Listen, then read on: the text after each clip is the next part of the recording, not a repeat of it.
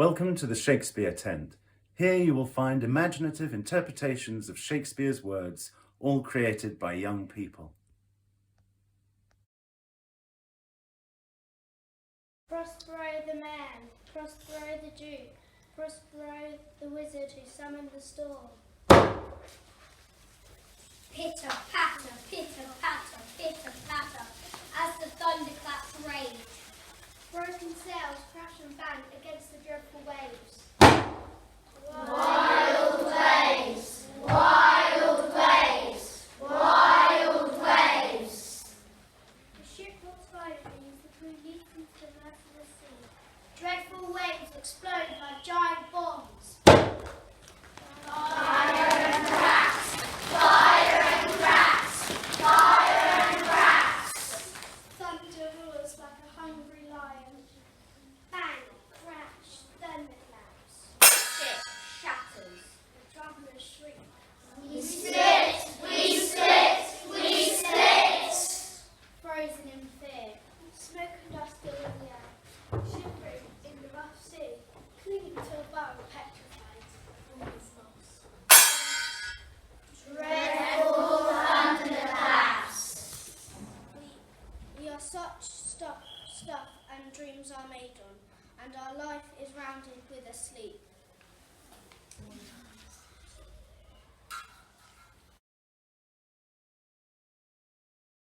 Now my co-mates and brothers in exile, Hath not old custom made this life more sweet than that of painted pomp?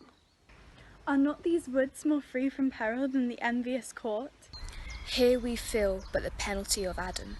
The season's difference as the icy fang, and churlish chidings of the winter's wind, Which when it blows and bites upon my body, Even till I shrink with cold, I smile and say, this is no flattery. These are counsellors that feelingly persuade me what I am. Sweet are the uses of adversity. which, like the toad, ugly and venomous. wears yet a precious jewel in his head. And this our life exempt from public haunt finds tongues in trees. Books in the running brooks. Sermons in stones. And good in everything. I would not I would not change change it. I would not change I it. would not Would not change it. change it.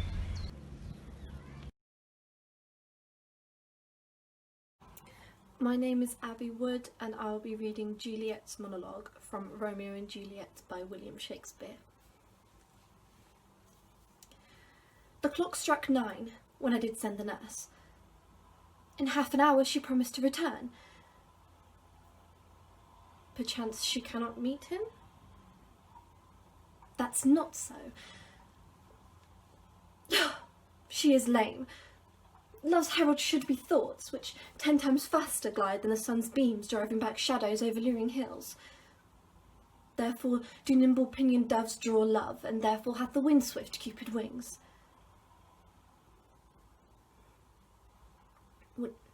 Now is the sun upon the highmost hill of this day's journey, and from 9 till 12 is 3 long hours, and yet she is not come.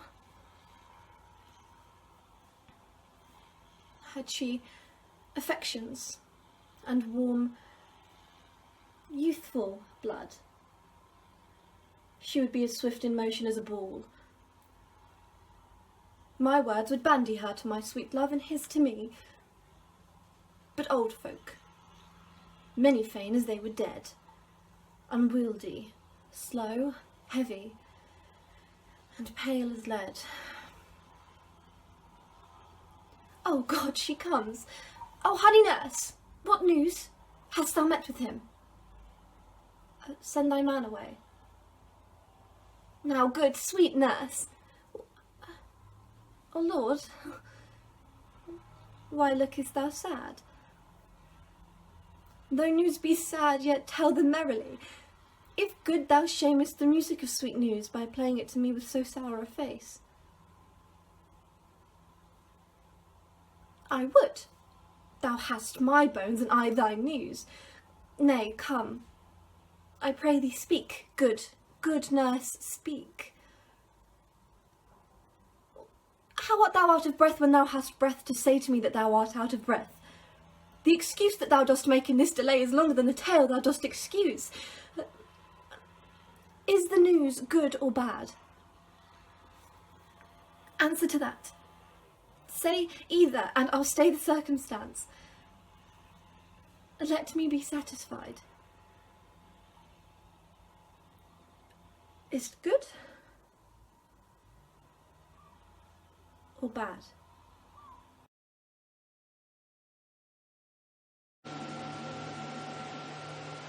If by your art, my dearest father, you have put these wild waters in this raw, allay them.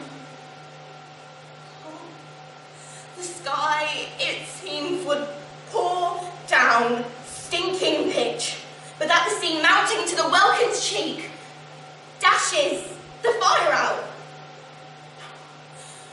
Oh, I have suffered with those that I saw suffer, a brave vessel who had no doubt some noble creature in her dashed all to pieces.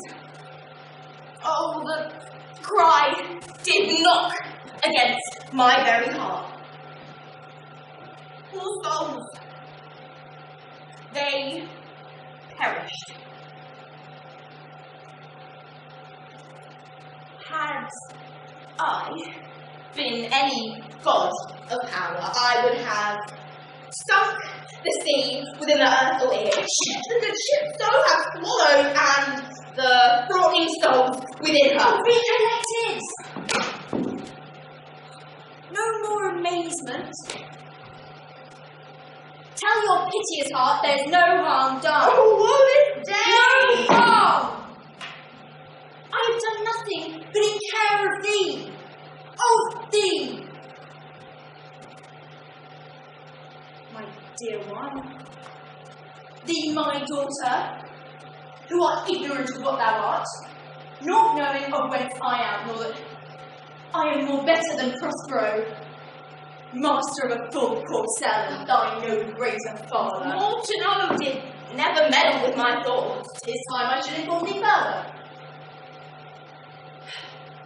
Lend thy hand and pluck my magic garment from me.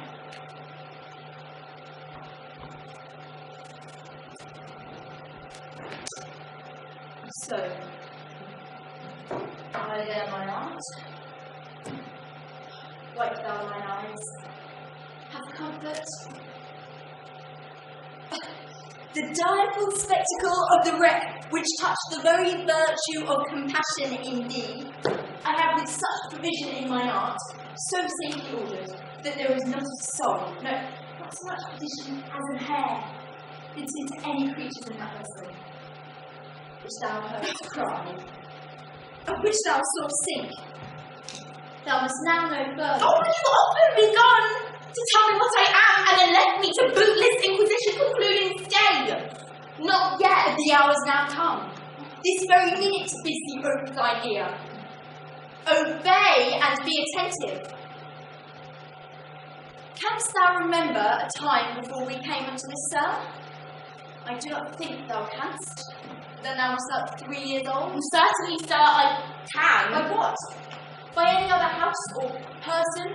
Of anything, the image, tell me, that I've kept with thy remembrance. 'Tis more like a dream than an assurance my remembrance warrants.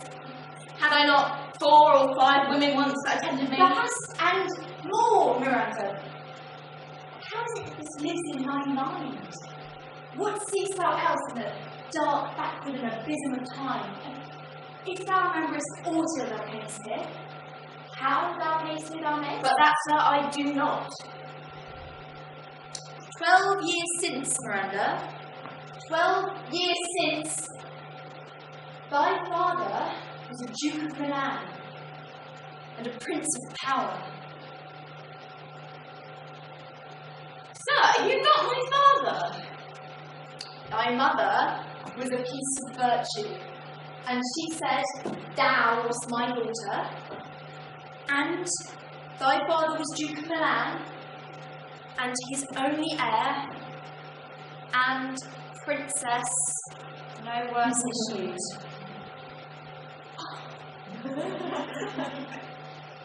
What foul play? Hast we that we came from them, or blessed that we did? Both, my girl, by foul play, as thou sayst. We were heaved thence, but blessedly held hither. Oh, my heart bleeds to think of the teen I turned you to, which is from my remembrance. Please you, Father. My brother and thy uncle, called Antonio, I pray you mark me, that a brother should be so perfidious. He who makes thyself of all the world I loved, and to him put the management of my state, as at that time through all signories it was the first, and Prospero, the prime duke being so reputed in dignity, and for the liberal arts, without a parallel, those being all my study, the government I cast upon my brother, and to my state grew stranger, being transported and wrapped in secret studies. Thy false uncle, dost thou attend me?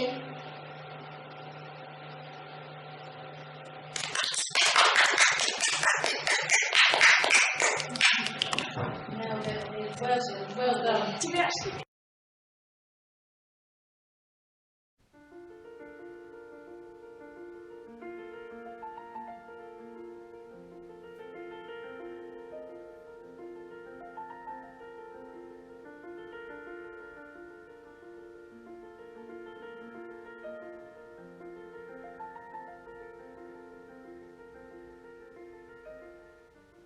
Oh me, you juggler, you canker blossom, you thief of love. What, have you gone by night and stolen my love's heart from him? Have you no modesty, no maiden shame? Fight, you counterfeit, you puppet, you. Puppet? Why so? Either way goes the game. How low am I? I am not yet so low that mine gales can reach into thine eyes. Oh, she is keen and shrewd, and though she be but little, she is fierce. Little again, nothing but low and little. Let me come to her. I will not trust you. I no longer stay in your cursed company. Your hands and mine are quicker for a fray. My legs are longer, though, to run away. I am amazed and know not what to say.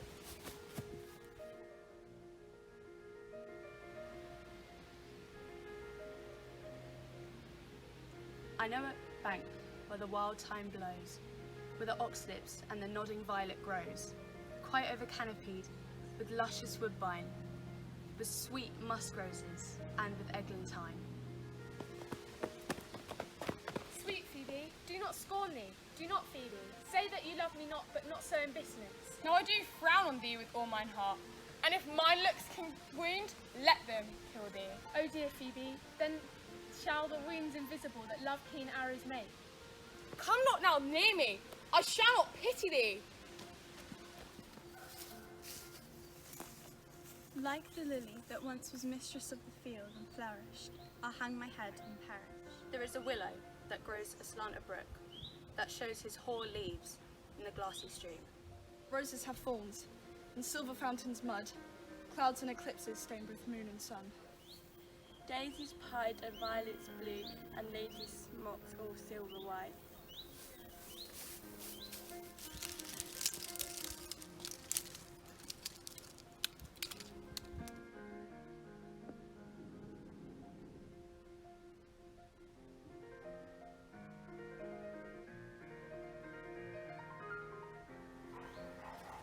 I love thee not, therefore pursue me not. Get thee gone and follow me no more.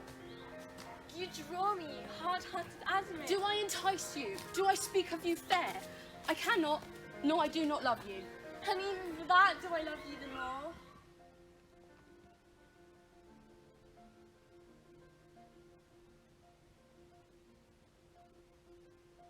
Over hill, over dale, thorough bush, thorough briar. Over park, over pale, thorough flood, thorough fire. I do wander everywhere, swifter than the moon's sphere.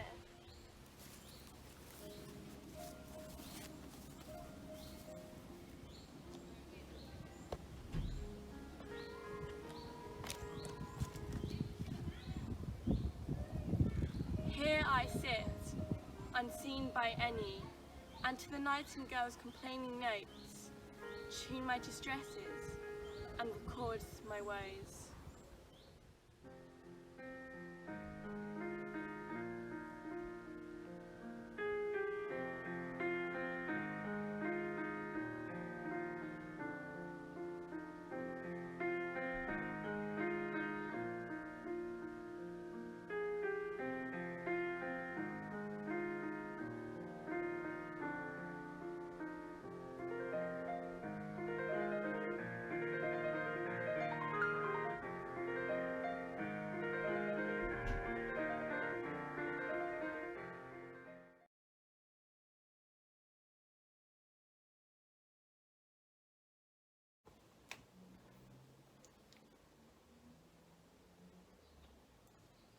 But I do think it is their husbands' faults if wives do fall. Say they slack their duties and pour our treasures into foreign laps, or else break out in peevish jealousies, throwing restraint upon us. Or say they strike us, or scant our former having in despite. Why, we have galls, and though we have some grace, yet have we some revenge. Let husbands know their wives have sense like them. They see and smell and have their palates both for sweet and sour as men have. What is it that they do when they change us for others? Is it sport? Yeah, I think it is. And doth affection breed it? I think it doth. Is frailty that thus errs? Yeah, I think so too. And have not we affections, God, desires for sport and frailty, as men have?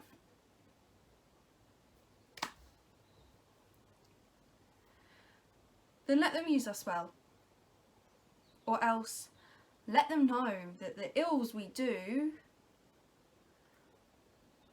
their ills instruct us so.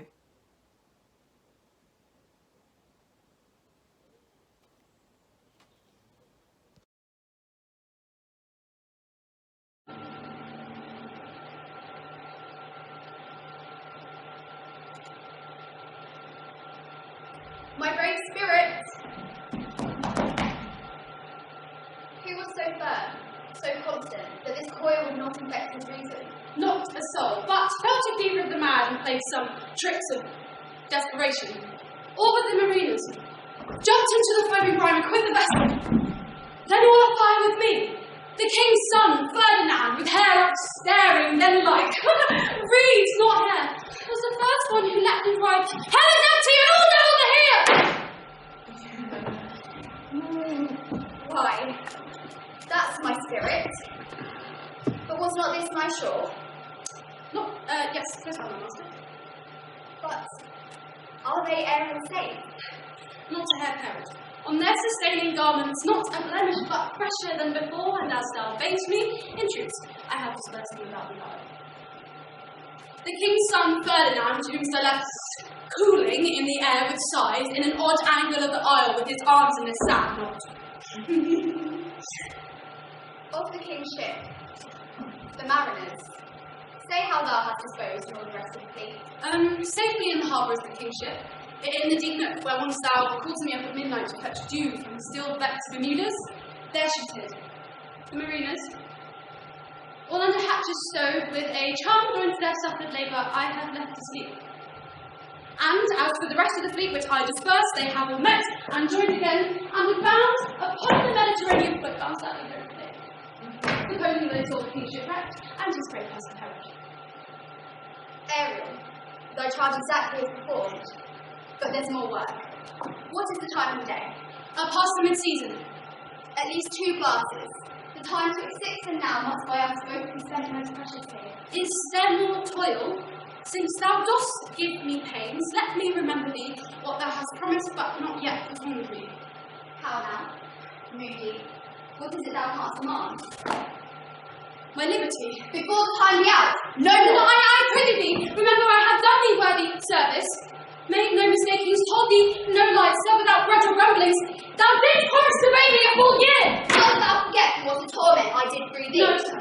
Thou dost, and thinkst it must to tread the ooze of the salty, to run upon the sharp winds of the north, to do me gibbet in the veins of the earth which is baked with frost. I do not, sir. Thou liest. Malignant thing. Hast thou forgot the fowl which Cyperax, who with age and envy was grown into the coop? Hast thou forgot her? No, sir.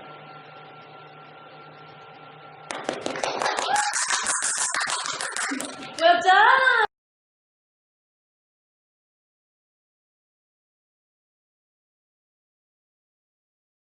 My name is Orla Kirby, and I'll be reading The Jailer's Daughter monologue from The Two Noble Kinsmen by William Shakespeare. Why should I love this gentleman? 'Tis odds he never will affect me. I am base. My father the mean keeper of his prison, and he a prince. To marry him is hopeless. To be his whore is witless out upon't. What pushes are we wenches driven to when 15 once had found us? First, I saw him. I, seeing, thought he was a goodly man. He has as much to please a woman in him, if he pleased to bestow it so, as ever these eyes yet looked on. Next, I pitied him, but so would any young wench of my conscience who ever dreamed or vowed their maidenhead to a young and handsome man. Then I loved him, extremely loved him, infinitely loved him. And yet he has a cousin, fair as he too, but in my heart was Palamon, and there, Lord, what a call he keeps, to hear him sing in an evening what heaven it is. And yet his songs are sad ones. Fairer spoken was never gentleman. When I come to bring him water in a morning, first he bows his noble body, then salutes me thus: Fair gentle maid, good morrow, may thy goodness get thee a happy husband. Once he kissed me. Oh, I love my lips the better 10 days after. Would he would do so every day. He grieves much, and me as much to see his misery.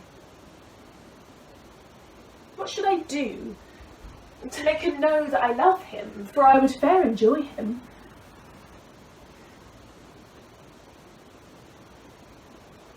Say I ventured to set him free.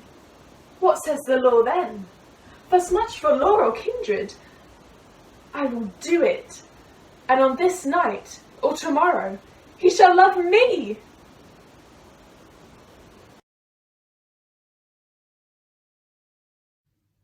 My name's Katie Smith.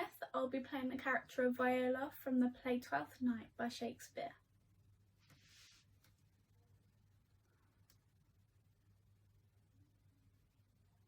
I left no ring with her.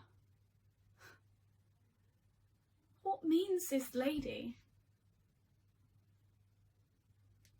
Fortune forbid my outside hath not charmed her, for she made good view of me. Indeed, so much, sure methought her eyes had lost her tongue. For she did speak in starts distractedly. She loves me. Sure, the cunning of her passion invites me in this cheerless messenger.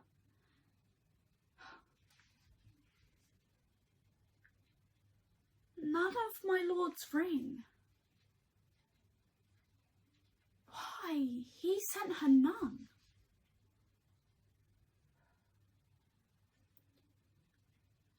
I am the man, and if be so as 'tis, poor lady, she were better love a dream, disguise. I see thou art a wickedness, where the pregnant enemy does much.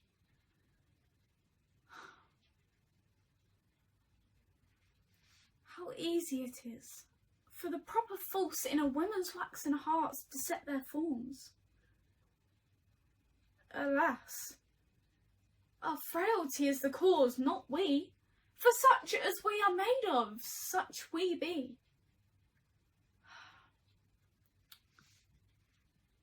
How will this fadge? My master loves her dearly, and I, poor monster, fond as much on him, and she, mistaken, seems to dote on me.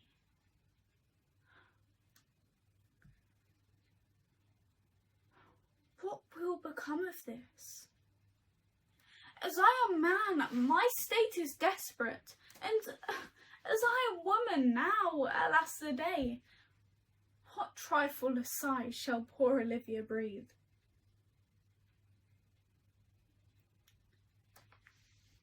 O time, thou must untangle this, not I, for it is too hard of a knot for me to untie.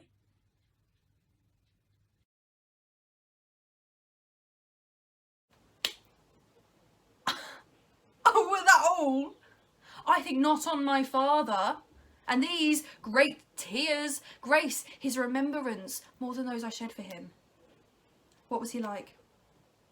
I forgot him. My imagination carries no favour in it but Bertram's. Yeah, I'm undone. There is no living, none if Bertram be away. 'Twere one that I would love this bright, particular star, and think to wed it. He's so above me. In his bright radiance and collateral light must I be comforted, not in his sphere. God, the ambition in my love thus plagues itself. The hind that will be mated by the lion must die for love.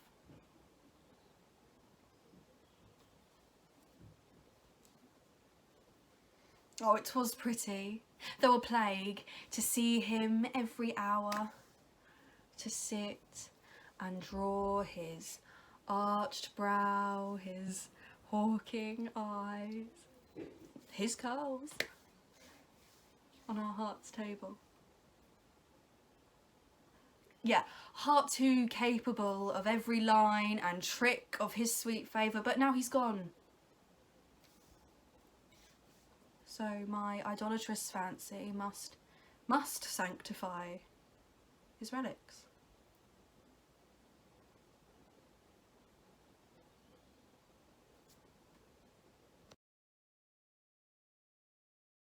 Be not afraid. The isle is full of noises, sound and sweet airs that give delight and hurt not. Sometimes 1,000 twangling instruments will come about my ears. And sometimes voices. But if I had awaked from long sleep, that would make me sleep again. And then, when dreaming, the clouds would fold over me and show riches ready to drop upon me. And that when I wait,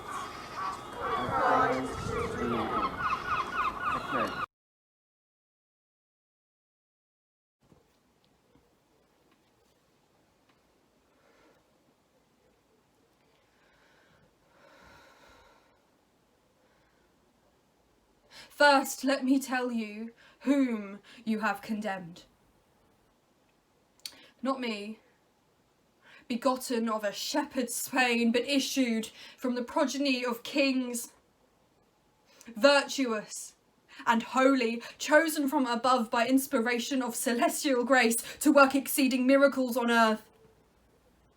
I never had to do with wicked spirits, but you, that are polluted with your lusts, sustained with the guiltless blood of innocence, corrupt and tainted with 1,000 vices, because you want the grace that others have. You judge it straight, a thing impossible to compass wonders, but help of devils. No, misconceived. Joan of Arc hath been a virgin from her tender infancy, chaste and immaculate in very thought, whose maiden blood thus vigorously infused will cry for vengeance at the gates of heaven.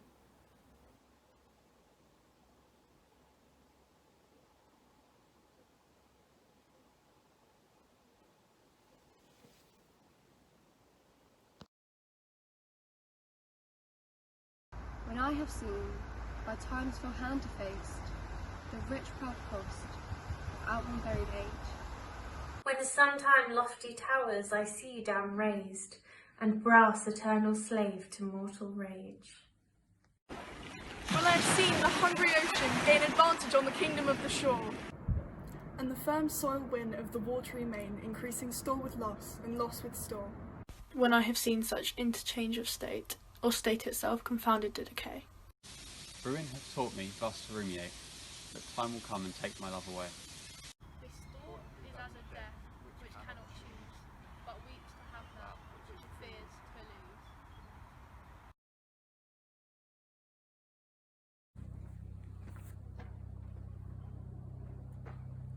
All the world's a stage, and all the men and women merely players. They have their exits and their entrances, and one man in his time plays many parts, his acts being 7 ages.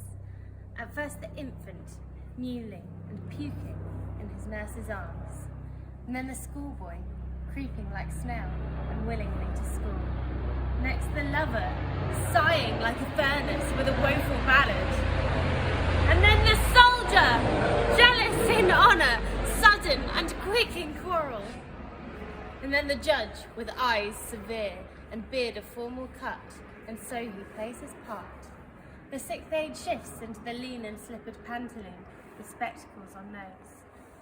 Last scene of all, that ends the 2nd childishness. Oh.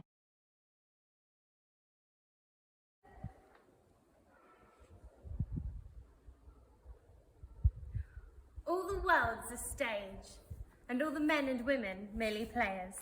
They have their exits and their entrances, and one man in his time plays many parts, his acts being 7 ages.